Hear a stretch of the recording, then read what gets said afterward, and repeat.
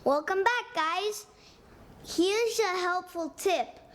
When a real emergency happens and you need to leave the house now, you don't want Dad to have to find your go bag.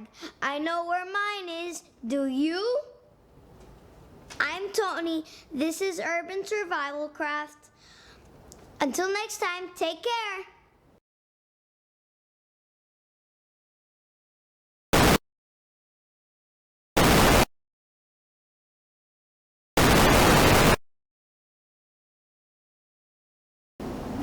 Hey guys, welcome back. In today's video, we're going to be talking about preparedness concerns unique to apartment dwellers. In fact, this may be part one of an ongoing series. Okay, so in the days following Hurricane Andrew, we found ourselves with a couple of interesting challenges. And they largely revolved around fuel and water. And we were able to cook and use the supplies that my mom had stored, but I mean it was really grossly inefficient. We were cooking mostly off of a barbecue. In my current preparedness efforts, we tried to use propane. Now what you're seeing here is part of my family's camping supplies that we use when we go car camping, and these propane stoves are great. And I've included my Mr. Heater little buddy here to give you guys an idea of how we can standardize our equipment to use the same fuel source. I found that the propane gas is going to be far more efficient than barbecuing everything. So this, I think, is a smart preparedness item that we should have available to us, or at least something comparable. Of course, if your location has an actual natural gas hookup, that would probably be one of the better solutions, as you can connect just about anything to it. Anything ranging from your stove to your generator to your water heater, and now you would probably even have capabilities for connecting the fridge to that. And because it is so efficient, it's probably very, very cost effective, even if you should have no disasters whatsoever, so that's very smart. In my current situation, my water storage is not as big a concern as it was back then. I have access to a whole lot of water in a variety of nearby resources. I have various canals that I can draw water from. I naturally keep a couple of weeks worth of water storage anyway, but I've gone ahead and I added a reverse osmosis water filter. I got it right here under the sink, and that is a great resource. We never lost water pressure, even though we lost electric, and during the aftermath of Andrew, we were down for probably a little bit over a month, and in subsequent hurricanes we've been out for several weeks. In none of those cases we ever lost water pressure. In fact, if you have a natural gas hookup, that's great. I've never heard of the natural gas being a problem in my area, so that's something very well worth looking at.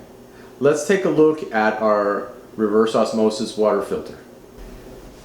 Okay, so here we get a better view of the unit itself. What we have is, over here we have the main body of the unit. That's the storage tank.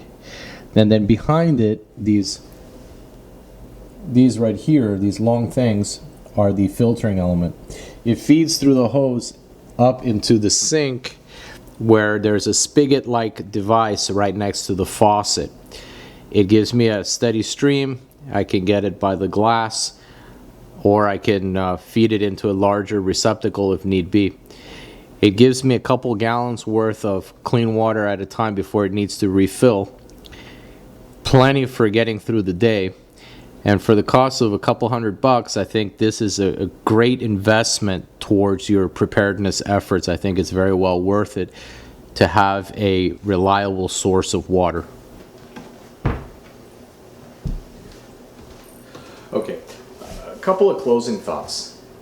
While you should have water stores and all that, this is one of those things that you want to have several redundancies, because water is really that important. As a tertiary backup, I also have a 100-gallon water heater, and the water heater itself is relatively new. I plan on servicing it during the appropriate intervals to ensure that the water quality in it is of the highest quality. Additionally, I have several of my larger filters that I use while camping, particularly the larger base camp units, that would be very appropriate for cleaning the water coming out of that heater. And it is important that if you are planning on using that water heater, that you routinely do the appropriate maintenance to ensure that the water quality there is good. Additionally, if you're going to be using resources that will eventually run out, you want to maximize them as much as possible. A very smart strategy that is being taught by my friend Colleen Bishop of Preparedness Pro is to use pressure cooker to maximize the resources that you have available. This is an extremely efficient way of cooking, and it's a great way to go. And I strongly encourage you to check out her offerings through Preparedness Pro. Guys, thank you very much for watching. I hope you really found this useful. This is in all likelihood the first of a series of videos that we're going to be doing, because there really is so much to talk about when it comes to apartment preparedness. We are going to add a bunch of stuff here. Your questions, your comments, your concerns are going to be very useful to us, so please be sure to let us know what your thoughts are. Additionally, we release these videos every Tuesday, so keep an eye out and be sure to subscribe so that you're kept up with our more recent uploads. And of course, please help us spread the word. Hit the like, hit the share, tell your friends about us. And until next time, take care.